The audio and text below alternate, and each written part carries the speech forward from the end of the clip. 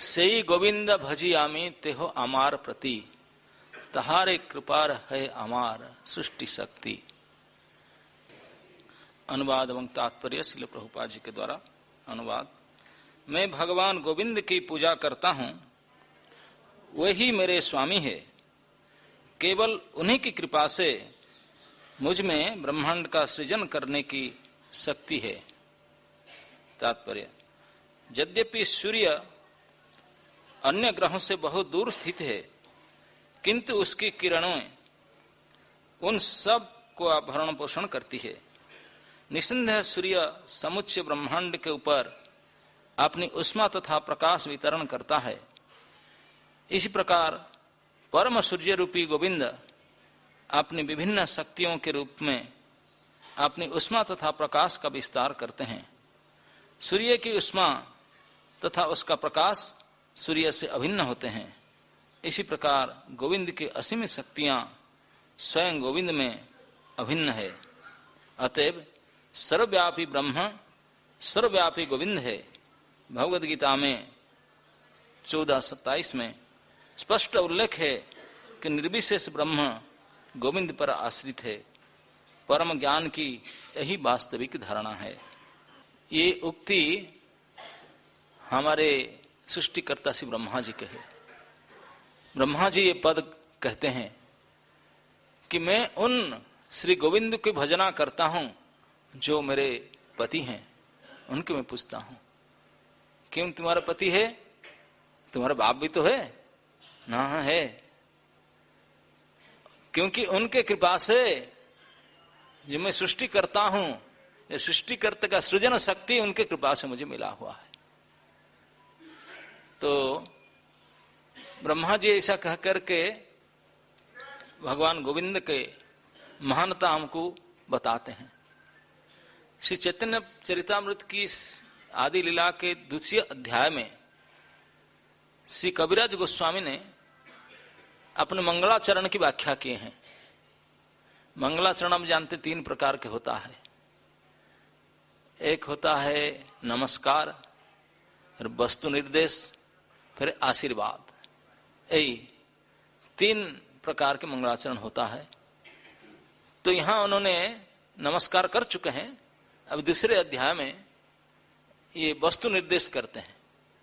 ये चैतन्य चरितामृत का विषय वस्तु क्या है, ये भगवत तत्व निरूपण किया जाता है।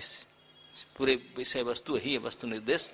तो इसी में ये वस्तु निर्देश में श्लोक के अनुवाद ये करते हैं, जिसमें ब्रह्मा, क्योंकि सारे दुनिया के लोग जो बड़े बड़े ज्ञानी उपनिषद आदि पाठ करते हैं, वो लोग बोलते हैं कि ब्रह्म ही सर्वोपरि है, सब ब्रह्म के सर्वव्यापी ब्रह्म है, ब्रह्म ब्रह्म सब कुछ कहते हैं ब्रह्म प्राप्ति। तो उसी को यहां समझाते हैं हमको को जो ब्रह्म ब्रह्म सब करते हैं, वो ब्रह्म हमारे भगवान श्री कृष्ण के अंग कांति है, उनके शरीर से निकला हुआ एक ज्योति है। सारे शास्त्र में भगवान के 3 प्रकाश बताया गया, ब्रह्म, परमात्मा और भगवान। ब्रह्म है उनके बाह्य प्रकाश, और लोकलाइज्ड जो है वो परमात्मा, उसके ऊपर थोड़े हैं स्थित है, और कंप्लीट जो उनका स्वरूप है वो है भगवान। लेकिन कुछ अध्यात्मवादी वो ब्रह्म को ही सब कुछ मानते हैं। तो कहा जाता है हाँ ब्रह्म ठीक है, ब्रह्म को मानो, को मना नहीं करते, लेकिन ब्रह्म आया कहां से? ब्रह्मणो ही प्रतिष्ठा हम, भगवान कृष्ण गीता में स्वयं कहे कि ब्रह्म का आश्रय मैं ही हूं, मेरे से ही ब्रह्म निकला है। तो इसी बात को हम क्या कहें, स्वयं ब्रह्मा क्या कहते हैं, इसी बात को कविराज गोस्वामी बताते हैं। बोलते हम क्या कहेंगे, हम सभी तो उन्हीं के प्रोडक्शन है, परमेष्टि सृष्टिकर्ता श्री ब्रह्मा की। वो चतुर्मुख 4 वेद के ज्ञाता, और ऐसे तैसे नहीं कि यहां से कोई हॉस्पिटल से पैदा होकर के आए नर्सिंग होम में। वो सीधा भगवान गर्भदक्ष विष्णु के नाभि कमल से पद्मजोनि स्वयं ब्रह्मा है। और उनको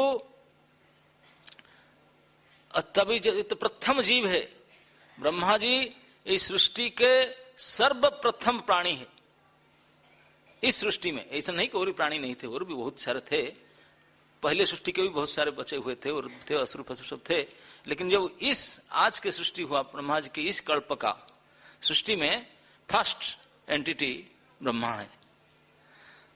तो लक्ष्मी जी गर्भसाई विष्णु के चरण में बैठी हुई थी, बिना लक्ष्मी की सहायता से भगवान अपने बेटा पैदा किए। यस, इसने तो अब बेटा है उनका, पिता का कर्तव्य होता है। नीति शास्त्र कहता है कि पुत्र अगर मूर्ख हो जाता है तो ये दोष किसका हो जानते हैं? पिता का है। बेटा की संतान अगर मूर्ख हुआ उसका दोष नहीं, मां के दोष नहीं, और किसी वो दोष पापा का है, पिता का। अगर बेशर्म हो गया, अनसिविलाइज्ड हो गया, असभ्य हो गया, तो ये दोष किसका? मां का है। अगर गरीब हो गया, खाने पीने की नहीं है, तो ये दोष किसका? ये खुद का है। नहीं, ये खुद का है, उस लड़का का है, माता पिता का दोष नहीं है, हाँ उनका है। ये ध्यान रखना, जितने सब गृहस्थ हैं किसका है ना। तो यहां भगवान साक्षात पिता है और उनके लड़का पहला हुआ है सृष्टि के फर्स्ट एंटिटी। अगर वो अनपढ़ हो जाए, पढ़ा लिखा ना हो, तो तब तो कोई स्कूल भी नहीं था, ना खाता कलम पेन, ना टीचर, कोई नहीं थे। फर्स्ट तो एक ही वही थे। तो कहां से पढ़ाएं, कहां से किताब लाएं, ट्यूशन टीचर कहां से लाएं, और स्कूल कहां है? कुछ है ही नहीं व्यवस्था, कैसे पढ़ें? अगर नहीं पढ़ेंगे तो अनपढ़ हो जाएगा, तो पापा का दोष होगा, पिता का दोष होगा। तो पिताजी ने अपने बेटे को पढ़ाने का तरीका क्या करते हैं? आजकल ऐसे कोई सोच भी नहीं सकते। ये भगवान का स्टाइल ऑफ एजुकेशन, क्या एजुकेशन है? आजकल एजुकेशन करते हैं, बड़े बड़े एजुकेशनल इंस्टीट्यूशन है, पहले फीस भरो, भारत भूत प्रेत गवार कुछ बनो, फर्क नहीं, पहले पैसा दो, हाँ, फिर बाद में तो करके जाओ, जो बन करके फीस देकर पहले जाओ। नहीं दो तो पैसा नहीं दो तो पहले एग्रीमेंट साइन करा लेते, केस करेंगे, पैसा क्यों नहीं दिया, तुम भाड़ में जो करो। ये हमारे एजुकेशन की व्यवस्था। और एजुकेशन खुद स्कूल कॉलेज में पढ़ाते नहीं, प्राइवेटली फिर अलग से पढ़ाते, पैसा लेकर के फिर अलग से। तो लेकिन यहां भगवान अपने पुत्र को शिक्षा दे रहे हैं। ब्रह्मा जी स्वयं इस श्लोक में कहते हैं कि उनकी कृपा से मुझे सृष्टि के ज्ञान प्राप्त हुआ। कैसे प्राप्त हुआ? क्योंकि और कोई टीचर, ट्यूशन टीचर कोई नहीं थे, व्यवस्था कुछ नहीं था। तेने ब्रह्म हृदय आदि कवयो मुह्यंति यत सूरयः, सीधा डाउनलोड कर दिए हार्ड डिस्क में। लो, आप लोग तो डाउनलोड करते हैं, एक कार्ड लगाना पड़ता ना, जैक, यहां से कनेक्शन यहां तक देते हैं, बोलते नहीं यहाँ फिट नहीं बैठता है, थोड़ा और उसके जैक लाओ उसके साइज का, लगाते हैं। फिर लगाने पर भी करंट नेटवर्क ना हो तब भी नहीं होगा, केवल तार होने से थोड़ी ना हो जाएगा, नहीं होगा ना। तभी कोई तार था, कनेक्शन वायर था, ना नेटवर्क था, कुछ नहीं था, कुछ नहीं था, ना कोई लैपटॉप था, ना कोई स्मार्टफोन था। तेने ब्रह्म हृदय, ब्रह्मा जी के हृदय में सारे वैदिक ज्ञान को डाउनलोड कर दिए उनकी इच्छा से। आजकल अगर ऐसे एजुकेशन सिस्टम हो जाए कि टीचर स्टूडेंट के हृदय में सीधा डाउनलोड कर दे, तो कहा कि कॉलेज फीस एग्जाम कहा कि फिर सीधा हृदय में आ गया।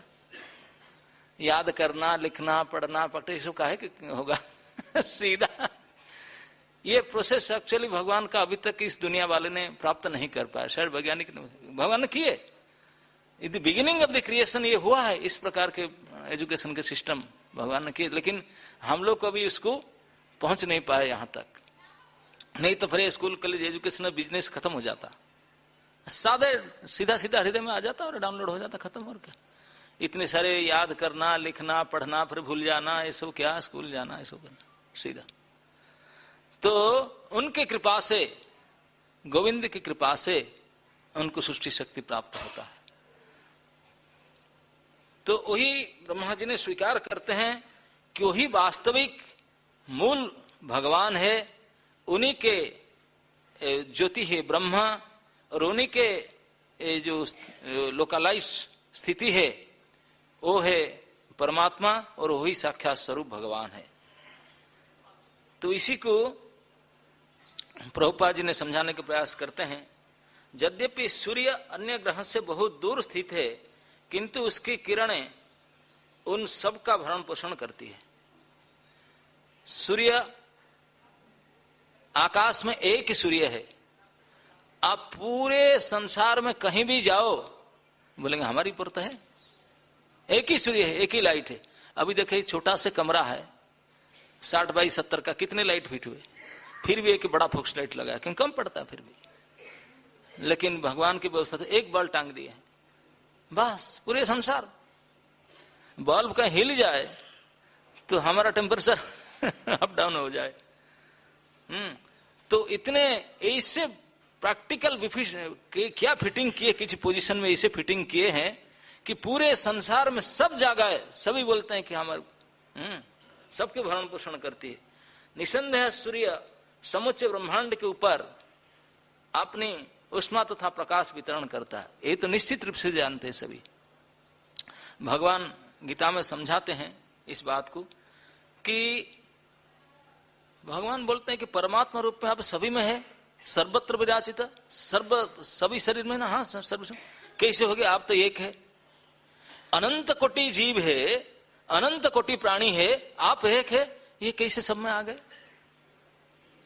तो भगवान बोलते भैया जथा आकाश स्थितो रवि, आकाश में सूर्य भी तो एक है ना, और करोड़ों मणि, स्फटिक मणि रख दो, सब में सूर्य दिखेगा कि नहीं, सबको भरण पोषण करता है कि नहीं, कैसे हो गया, ये तो एक है। ऐसे ही है, ये भगवान के लॉजिक, ये उदाहरण दिए। जैसे सूर्य आकाश में एक होकर के अनंत अनंत कोटि में अपने को प्रकाश करती है, ठीक भगवान गोविंद एक होते हुए भी अपने गोलोक स्थित, गोलोक नाम निज धाम नितड़े चतस्य, अपने धाम में गोलोक में रहते हुए भी सर्वव्यापी है, सर्व हृदय के अंतर्गत परमात्मा रूप में रहते हैं, सभी के हृदय में अंतर्यामी रूप में रहते हैं। इसी प्रकार सूर्य रश्मि गोविंद अपनी विभिन्न शक्तियों के रूप में अपनी उष्मा तथा प्रकाश विस्तार करते हैं। सूर्य की उष्मा तथा उनका प्रकाश सूर्य से अभिन्न होते हैं। तो इस प्रकार सूर्य के जो किरण, उसका जो गर्माहट जैसे सूर्य ही है, तो इस प्रकार भगवान के जो उनके ब्रह्मा और परमात्मा ही भगवान ही है, ये भगवान की प्रकाश है। अतएव सर्वव्यापी ब्रह्मा सर्वव्यापी गोविंद है, कि हम एक दुनिया वाले जो ब्रह्म ब्रह्म करते हैं, हम जानते हैं ब्रह्म यहां तक उनके पहुंचे, उनके ऊपर नहीं है, उनके ऊपर नहीं है, लेकिन वो असली जो मूल है स्वरूप ब्रह्म के, परमात्मा के मूल सर्वव्यापी श्री गोविंद है। ये ब्रह्मा जी के साक्षात उक्ति है, ब्रह्मा जी कहते हैं गोविंद के। तो गोविंद वास्तविक सृष्टि के वास्तविक सृष्टिकर्ता वही हैं, ब्रह्मा जी को ही प्रकट किया है। सर्ग नहीं तो ब्रह्मा जी ने आकर के कैसे सृष्टि करते, मटेरियल कहां से मिलता, मटेरियल कहां से मिलता। आजकल जितने बड़े बड़े बिल्डिंग फ्लैट सब यहां बनता रहता है, जो बनाते हैं ठेकेदार वो बोलते हैं हमने बनाया, ये मेरी बनाया हुआ बिल्डिंग है। इंजीनियर बोलता है मेरा है, आर्किटेक्ट बोलता है मेरा है, जो पास किया बोलता है मेरा है, और घर के मालिक को क्या कहेगा, ये मेरा कहेगा कि नहीं। लेकिन किसी को भी पूछो भैया, आप सभी तो अपना अपना कहते हैं, ये ईंट आपने बनाया था, मिट्टी आपने बनाया था, पानी आपने बनाया था, लाइट आपने बनाया था, कौन सा चीज आप बनाया था बताओ, अपना अपना करते हैं। किसी ने किसी चीज के मालिक नहीं है, किसी चीज को किसने नहीं बनाया, रॉ मटेरियल्स लाए इकट्ठा करके जोड़ जाड़ कर अपना नाम लेते हैं। तो श्री ब्रह्मा जी कि जब सृष्टि करने के लिए ब्रह्मा जी की सृष्टि किया गया सृष्टिकर्ता के रूप में, ब्रह्मा जी ने नाभि कमल से गर्भसाय विष्णु के नाभि से प्रकट होकर के चारों तरफ देखे, चार मुंह हो गया, चारों दिशा कुछ नहीं है, हवा चलता है और पानी ही पानी, गर्भसागर में जल है, कुछ नहीं पता। बोले मैं आया कहां से, कमल है, कमल आया कहां से। तो सबसे पहले रिसर्च करने के लिए सोचे उन्होंने, और रिसर्च करने के लिए मेरा उद्गम कहाँ है, उन्होंने घुसे कमल के अंदर, स्टेम के अंदर गए। बोलते हैं कई हजारों साल उनके कैलकुलेशन के अनुसार जा करके हाथ धो करके वापस बोले कुछ पता नहीं चला, हताश, कुछ नहीं कर पाए। तो हमारे साइंटिस्ट क्या कहेंगे, सपोज से करके रह जाएंगे। ब्रह्मा जी ने नहीं कर पाए, उठ करके चुप बैठे, बोले कुछ नहीं पता चला। तो वो ये शब्द सुनाई पड़ा, तप, और तपस्या किए। तो भगवान यही सिखाते हैं कि तपस्या में सृष्टि करता हूं, तपस्या से मेंटेन करता हूं, तपस्या से मेरे से लीन करता हूं।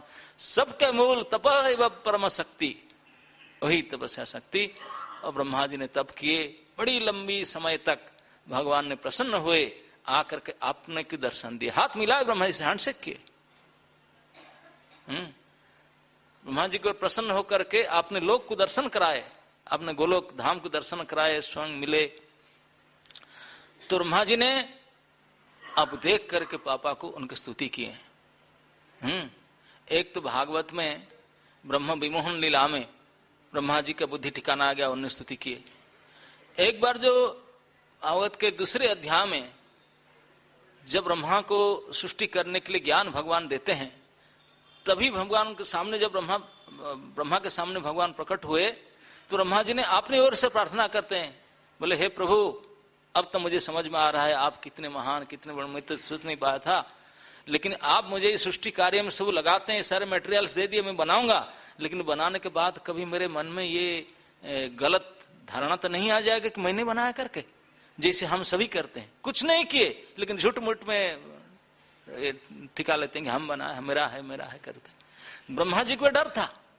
ब्रह्मा जी सृजन करने से पहले ठाकुर जी के सामने हाथ जोड़ के पूछे, बोले प्रभु ये जो मैं देख रहा हूं स्वभाव सभी का, मेरा भी यही स्वभाव है, आपके कृपा से मटेरियल आपका है, शक्ति आपका है, मिलाने का तरीका आपने डिजाइन आपका है, सब कुछ आपका है, मैं केवल मिलाकर कर दूं। बोले मैंने बनाया। बोले ये अहंकार मेरे आ जाएगा, और इस अहंकार के कारण मेरा पतन भी हो सकता, क्योंकि मैं है ही नहीं झूठ मूठ में, असत्य रे सत्य करी मानी, ये हो सकता है। मैं इसलिए एडवांस प्रार्थना करता हूं कि आप कृपा कीजिए कि मेरे अंदर ये अहंकार, झूठा अहंकार न आए। ब्रह्मा जी के इस प्रकार प्रार्थना से ये पता चलता है, ये समग्र संसार में जितने बद्ध जीव है, उनका जो बद्ध अवस्था है, उनका जो दुख है, उनका जो समस्या है, उनका जो सारे जड़ है, वो है झूठा अभिमान, झूठा अहंकार, फल सीखो और कुछ नहीं। इसी को ब्रह्मा जी डरते थे, बोले ये चक्कर फंस जाऊंगा। भगवान खुश हुए, बोले तो सही चीज पकड़ा है। इसी के कारण, झूठा अहंकार के कारण सारे कष्ट भोगते हैं।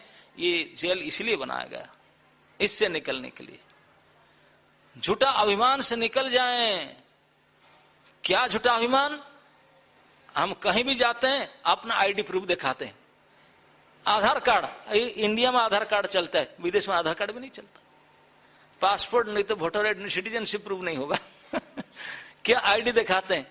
अरे आईडी किसका है ना? नहीं, हम जो सचमुच हम है आत्मा, उसका फोटो खींचने वाला कैमरा कभी तो आया है? कोई फोटो खींच सकता है? कोई हाई पावरफुल लेंस वाले कैमरा हो, आत्मा का फोटो खींच सकता है? हम तो आत्मा है, शरीर ही है, और ये तो शरीर है, लेकिन हम शरीर केवल कवर का फोटो लेकर के बोलते हैं मैं वो हूं। यही असत्य रे सत्य करी मानी, यही झूठा पहचान है। तो ही हमारा अज्ञान के कारण प्रभुपाद कहते हैं सारे दुख के जड़ है अज्ञान। Ignorance is the cause of suffering. तो इग्नोरेंस सही है कि हमको पता नहीं हम है क्या। तो हमारे आचार्य भक्तिविनोद ठाकुर कहे आमी कृष्णदास यही विश्वास कर ले आर दुख ना।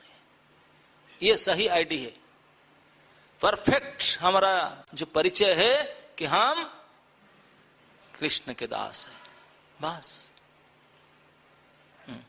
वही कृष्ण ही गौर है, इसी को प्रमाण करते हैं पूरे से चैतन्य चरितामृत। यही उनका उद्देश्य है। जय कृष्ण से गौर, गौर ही गोविंद है, वही गोविंद है, गौर होकर आया है। तो आमी गौरदास, आमी कृष्णदास, एक ही बात है। उसी को बताने के लिए। तो ब्रह्मा जी ने प्रार्थना किए कि आप कृपा करो ताकि मेरे अंदर ये झूठा अभिमान ना आए। तो भगवान ने उनको अनुग्रह किए। जावान अहम यथा भावम जद्रूप गुण कर्म कह तथैव तत्व विज्ञानम अस्तु ते मदनुग्रहात्। मद अनुग्रहात्, ये सृष्टि के शुरुआत होने से पहले स्वयं सृष्टिकर्ता ब्रह्मा और उनके सृष्टिकर्ता श्री भगवान गर्भसाई विष्णु के अंदर वार्तालाप होते हैं। और वो कैसे ये ज्ञान प्राप्त होता है? भगवान स्वयं अपने सिंह से मद अनुग्रहात्, मेरे अनुग्रह से। यही से मत समझो तू कुछ अपना बल बत्ती लगा कर किससे पढ़ लिख लिया, समझ लिया, डिग्री प्राप्त कर लिया, ये सब झूठा है। अस्तुते मद अनुग्रहात्, मैं आपको बोल दूं फिर भी तेरा ज्ञान नहीं होगा, लेकिन जब तक मैं अनुग्रह करूं तब आपसे हो जाएगा। तो इसलिए भगवान बोले मैं अनुग्रह कर रहा हूं आपके ऊपर। अस्तुते, मेरा जैसे रूप भाव गुण, जावान हम यथा भाव जद रूप गुण कर्म का, सब तेरे ये सारे डिटेल ज्ञान आपको हो जाए। कैसे हो जाए? न मेरे कृपा से हो जाए। इसी को ब्रह्मा आज अपने श्रीमुख से स्वीकार करते हैं, ठोक बजाकर बोलते हैं जहारा कृपा रे मोरा है सृष्टि शक्ति। ये कोई मेरा पावर नहीं है, मैं चार मुंह लगा कर खूब पढ़ा, 8 आंख है, इतने हाथ, इतने बड़े, इतने सब हाईटेक में पढ़ा मैंने। बोले नहीं नहीं नहीं, मैंने कुछ नहीं किया, उन्हीं की कृपा से ही मुझे ये शक्ति ज्ञान प्राप्त हुआ। भगवान भी कहे अस्तुते मदनुग्रहात्। ब्रह्मा जी स्वयं, दोनों टीचर एंड स्टूडेंट दोनों एक्सेप्ट करते हैं इस बात को। टीचर बोले अस्तुते मदनुग्रहात्, स्टूडेंट बोलता है जहार कृपा रे मेरा है सृष्टि शक्ति, आपकी कृपा से ही हो। और उनके कृपा से सृष्टि शक्ति को प्राप्त करके सृष्टि बनाने के बाद तो उन्होंने उनको स्तुति करते हैं। ये स्तुति की तो हम दुनिया वाले को पता ही नहीं था। ये भगवान चैतन्य महाप्रभु के विशेष दया है। उन्होंने दक्षिण भारत भ्रमण में गए और जाकर के दक्षिण भारत में केरला में एक प्रसिद्ध मंदिर है आदिकेशव, उस मंदिर में ये जो ब्रह्मा जी की स्तुति ब्रह्म संहिता, उसी का एक पाठ, वो तो कितने पुराना, कहाँ मिटमाट गया था, एक पाठ था। उसको जब सुने किसी ने, ब्राह्मण लोग पाठ कर रहे थे, महाप्रभु बोले ये तो बात है, महाप्रभु सर्व अंतर्यामी है, सर्वज्ञ श्रीमण, सब जानते हैं, इसलिए वहीं पर गए। बोले यहाँ पर थोड़ा बहुत बचा हुआ है। तो उसको तभी जिरक्स भी था नहीं, फोटो प्रिंटिंग मशीन भी था नहीं, और पेन पेपर भी नहीं था। कैसे कॉपी किए होंगे बताओ? हम लोग बोले कॉपी कर लो, मेरे से नहीं होगा। यहाँ क्या कौन मशीन, फोटो प्रिंट मशीन नहीं है तो क्या करो, कॉपी नहीं हो सकता, छोड़ो यार। लेकिन भगवान ऐसे नहीं किए। आपने श्रीहस्त कमल में उसको कोई पेन और कांटा लेकर के लिखे होंगे। जो ब्रह्म संहिता आज हमको प्राप्त है, जो पढ़ रहे हैं, वो याद करके अभिषेक में गाकर है मैं ब्रह्म संहिता पढ़ लेता हूं। ये ब्रह्म संहिता को श्री गौरांग महाप्रभु ने कांटे और पत्तल में लिख करके वहां से ला करके हम लोग को दिए वधजीव को। अब इसी संप्रदाय का विशेष ज्ञान है ब्रह्म संहिता, बाकी कोई संप्रदाय है नहीं कि गौरांग महाप्रभु उनके संप्रदाय में दिए ब्रह्मा जी की संहिता। ब्रह्मा जी की स्तुति और बाकी किसी के पास पहुंची नहीं है, नष्ट हो चुका था। नष्ट से केवल इसी पाठ को भगवान चैतन्य महाप्रभु ने लाए और उनके कृपा से आज हम लोग के सामने है। तो ब्रह्मा जी की स्तुति तो कितने बड़ा होगा, उसमें से एक पाठ जो हमारे लायक है तो उसको भगवान चैतन्य महाप्रभु दिए। उसका मतलब चैतन्य महाप्रभु सब जानते, उन्हीं की स्तुति है ब्रह्मा जी ने की। तो चैतन्य महाप्रभु इसी को देख करके ये हमको इनडायरेक्टली सिखाते हैं कि अरे जीव, तू केवल ये ब्रह्मा जी तेरे बाप दादा परदादा तुम्हारे सबसे ऊपर दी नंबर 1 जो है, वो मेरे लिए जो कहा उसको सुन लो, तेरा काम बन जाए। इतने ही तुझे चाहिए, और कुछ चाहिए ही नहीं। इतने ही चाहिए। ब्रह्मा जी के जो 4 श्लोक सिखाए भागवत में, अंत में कहे तुझे बस इतना ही सब पूछते हैं, जितने बड़े बड़े ज्ञानी ध्यानी इतने को पूछते हैं, इतने ही जानने के लायक है, बस और कुछ नहीं है। यही केवल जानने योग्य, पूछने योग्य, समझने योग्य है, इतना ही बात है। वेदेश अहम एव वेद्यो हो, सारे वेद वेदांत मैं ही तो जानने योग्य हूं, और किसको जानेंगे, क्या जानेंगे सब करके। तो इसी बात को ये कहते हैं। तो वो तो बता दिए। तो ब्रह्मा जी ने जो स्तुति किए डायरेक्ट प्रभु को देख करके, सुन करके, समझ करके और उनके कृपा से अनुग्रहित हो करके ये जो स्तुति किए हैं ब्रह्म स्तुति, इसमें से एक टेक्स्ट हम आज चर्चा करेंगे। ब्रह्मा जी क्या कहते हैं, तब हम आकलन कर लेंगे कि हम कितने गोविंद को काजुअली लेते हैं। हाँ गोविंद जी होया, मैं गया था, जयपुर गया था, मैंने गोविंद मंदिर देखा, जैसे पकड़ में लेकर घूम रहे हैं, घूम ही रहे हैं लेकर के मोबाइल में, इसमें। अब ब्रह्मा जी कहते हैं जस्येक निःश्वसित कालमथावलंब्यो जीवन्ति लोम बिलजा जगदंडनाथा विष्णुर्महान् सहि अजस्य कला विशेषो गोविंदमादि पुरुषम तमहं भजामि। गोविंदम आदि पुरुषम तम अहं भजामि। मैं उन आदि पुरुष श्री गोविंद का भजन करता हूं, पूजा करता हूं। कैसे आदि पुरुष है? आदि पुरुष है, सबसे पहले पुरुष है। कैसे है ना? जस्य एक निःश्वसित काल, उसको समझने के प्रयास है। आप लोग सब निश्वास तो लेते हैं, निश्वास समझते ना, एक निश्वास एक प्रश्वास। हमारा जो नाक है उसमें जो दो होल है, उसमें हवा लेते हैं और हवा छोड़ते हैं। निश्वास कहते हैं निष्कासन होना, और प्रश्वास बोलते हैं प्रवेश करना। जब हवा अंदर लेते हैं इनहेलिंग, उसको बोलते हैं प्रश्वास, हवा प्रवेश किया हमारा अंदर। फिर निष्कासन करते हैं, लेकर के रख नहीं सकते हैं, छोड़ते हैं, फिर उसको वो बोलते हैं निश्वास। श्वास छोड़ दिए, प्रश्वास निश्वास, प्रवेश करना निष्कासित करना, एग्जिट एंट्रांस, है ना? नहीं तो एग्जिट जो है एक्सेल, जो हम अपना शरीर से वायु को जो नाक के होल से बाहर निकालते हैं उसको बोलते हैं निश्वास। तो हम जितने बैठे हैं सभी निश्वास तो छोड़ते ही है ना? नहीं। अब बोलते हैं निश्वासित काल। निश्वासित काल किसे कहते हैं? जैसे आप एक निश्वास ले लिए तब बंद करके रखो। रामदेव बाबा सिखाते ना कपाल भाती। कपाल भाती तो बार बार केवल निकालते हैं, निकालना नहीं। उसको क्या बोलते रहे? योगाचार्य सो गया इधर। अनुलोम विलोम नहीं, निकाल करके फिर बंद कर रखो, फिर लेना नहीं है। कुंभक थोड़ी है, कुंभक लेकर अंदर रखना। रेचक बाहर निकालना, बाहर निकाल कर फिर रखना उसको, फिर ना लेना। पूरक कैसे हो सकता है? भस्त्रिका प्राणायाम, करेक्ट। भस्त्रिका प्राणायाम लेना छोड़ना नहीं हो, तब वो भी जोर जोर से लेना छोड़ना क्या? वो भी नहीं है, ये भी गलत बोला। नाड़ी शोधन में करते हैं उसको, बाहर निश्वास को निकाल करके रोक करके रखना। कितने समय रोक करके रख सकते हैं? ये समय आपका निश्वसित काल होगा। नाड़ी शोधन व्यायाम प्राणायाम में आता है ना? निकालो फुल, जितने आप चाहते हैं पूरा पेट से अंदर से निकाल करके करके पूरा निकालो, पूरा खाली कर निकाल दो और फिर रोको। नहीं लेना, है ना? नहीं लेना। तो इस प्रकार में बाहर से हवा को रोक करके रखना। रेचक मतलब निकालना, फिर रोकना। पूरक मतलब प्रवेश करना, कुंभक मतलब पेट में रखना। ये रेचक करके फिर बाहर में रखना, हवा को लेना नहीं है। ये है निश्वसित काल। समझने के लिए प्रयास करो। ये सब करते हैं लेकिन समझ नहीं पाते। रेचक तो निकालना ही केवल है। हाँ तो रोक लो, फिर वो क्या होगा? रेचक थोड़ी होगा। रेचक क्रिया बोलते हैं निकालना, पूरक बोलते हैं प्रवेश करना, कुंभक बोलते हैं अंदर रखना, निकाल करके बाहर रखना। ये शोधन क्रिया है, ये निश्वसित काल। तो निश्वास सारे बाहर निकाल करके अंदर रखो। आप और हम बहुत योग प्रैक्टिस करते हैं, कोई अगर करते भी होंगे, कितने समय आपका निश्वासित काल हो सकता है? थोड़ा ट्रायल करके देखिए।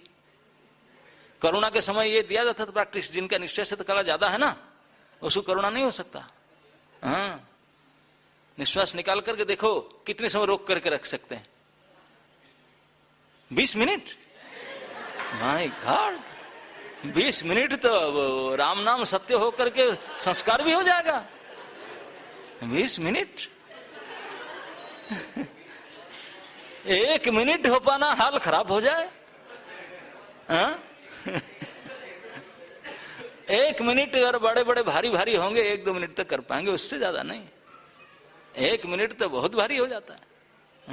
ये हमारे निश्वसित काल 1 मिनट, कोई भारी जोग बहुत एक्सपर्टीज है 2 मिनट तक कर सकते हैं, 2 मिनट का हम निश्वसित काल। अब ब्रह्मा जी कहते हैं किनका, बोलते हैं हमारे गोविंद जी का एक निश्वसित काल, मतलब एक बार सांस निकाल देते हैं फिर नहीं लेते हैं, कितने समय बाहर रखते हैं हो। जस्य एक निश्वसित काल अथ अवलंब्य, उसी के अनुसार वही टाइम में बाहर श्वास है, अभी लिए नहीं, रेचक में रहे, अभी पूरक नहीं हुआ है, इस समय में बोलते मेरे जन्म होता है, ब्रह्मांड का भी प्रकट होता है। इसी समय को अवलंबन करके जस्येक निश्वसित कालम अथावल जीवंती लोम बिलजा जगदंड नाथा, बोलते हैं मैं जगदंड नाथ, मेरा भी पैदाइश होता है और उस लोम कूप से अनेक अनेक ब्रह्मांड भी प्रकट हो जाते हैं। यही अविरेचक चल रहा है उसमें। अब कब तक चलता है, कब सांस लेंगे? बोलते हैं कि जब मेरा परमायु पूरा हो जाए, मेरा परमायु पूरा हो जाएगा तब उनका निश्वासित काल पूरा होगा, तब फिर प्रश्वास लेंगे। अब ब्रह्मा जी के परमायु पता है आप लोग को कितना है? एक निश्वासित काल इनका है, जिनका वो ब्रह्मा जी के परमायु के बराबर है। पूरे ब्रह्मांड के महाप्रलय हो जाता है एक निश्वास काल में। ब्रह्मा जी के परमायु कितना है अब काउंट कीजिए। हम लोग का परमायु 100 साल का होता है, 100 साल, 1 साल 365 दिन का होता है, 1 दिन 24 घंटा का होता है। ब्रह्मा जी के 1 दिन जान लो, बाकी फिर कैलकुलेट करना 1 साल फिर 100 साल का। ब्रह्मा जी का भी 100 साल आयु होता है। ब्रह्मा जी के 1 दिन को एक कल्प कहते हैं। 1 डे ऑफ ब्रह्मा इज 1 कल्प। 1 डे मीन्स 24 घंटा, 12 घंटा नहीं, हम तो दिन को 12 घंटा मानते हैं। तो एक कल्प ब्रह्मा जी के 1 दिन वो होता है 1000 चतुर्युग, मतलब ओनली डे टाइम, नाइट नहीं है। ब्रह्मा जी का 12 घंटा सुबह 6 बजे से लेकर के शाम को 6 बजे तक 1000 चतुर्युग पूरा हो जाएगा। अब चतुर्युग क्या है? जैसे अभी कलियुग चल रहा है, उसका एक्सपायरी डेट है, उसका परमायु है कलियुग का 4,32,000 साल कलियुग के ड्यूरेशन है, 4 लाख। उसके डबल करो, द्वापर होगा 8,64,000। उसके 3 गुना करो, त्रेता होगा। उसके 4 गुना करो तो सत्य होगा।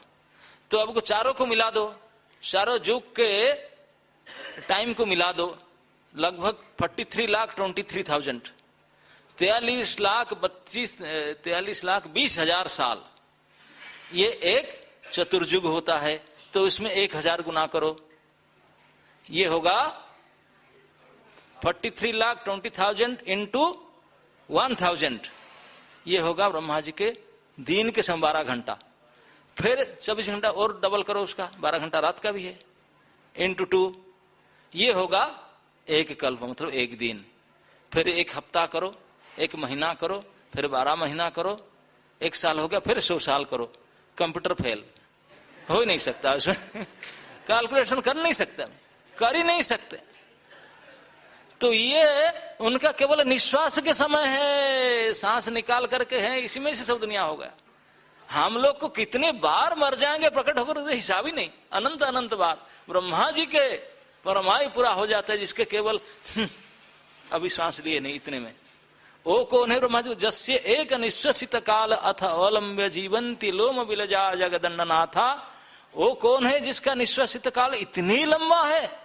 ब्रह्मा जी के परमायु तक कौन है वो बोलते हैं कि वो गोविंद नहीं है, महाविष्णु। विष्णु और महान, वही महाविष्णु है। और वो महाविष्णु कौन है?